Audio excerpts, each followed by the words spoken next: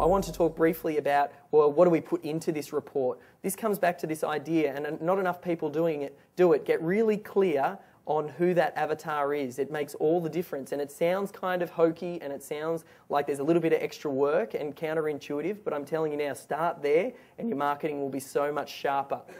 Get inside that client's head, figure out what their biggest frustration is. So once you know what that avatar is, find out what it is that's stopping them from doing business or with you, or what is their biggest hurdle or issue.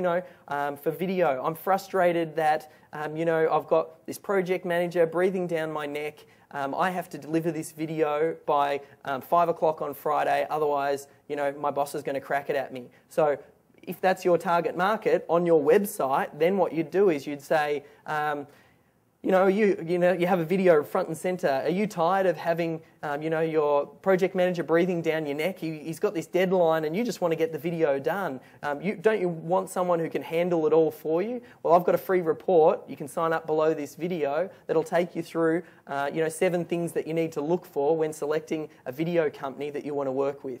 And then you figure out what those 7 key frustrations are, and pretty much you make sure that you tick each one of those frustrations. So as they're reading the report, it's almost like, oh, they're talking to me.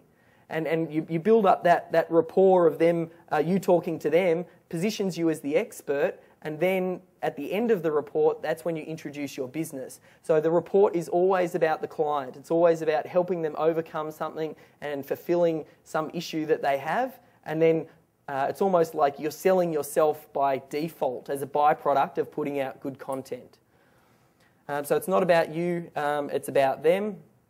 And using the magic numbers, this is just a copywriting thing. I might use 3, 5s, and 7s. So 3 reasons why you might have issues.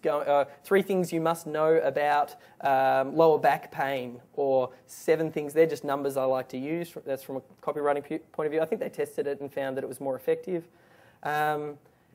Introduce your business at the end. I talked about that. Make sure you have a very clear call to action. That's really important. I don't think enough people understand the power of the call to action throughout everything that you do. Ben knows this when we do videos and stuff like that. At the end of every video, I tell them what to do. Watch the next part, head over to davidjenyns.com. If it's something on my website, what is the next thing that I want them to do? I'll tell them, enter your details above and sign up for the free report, or pick up the phone and call me. So at the end of that report, you have a very clear call to action. Now, in your notes, I've got the SEO Manifesto, which is at the back of the slides. We won't have a look at it now, but you can go through that in your own time and just see the way that I structured it. Like, the first thing that I did was I introduced the issue that, what is it here? Are you at the top when Google...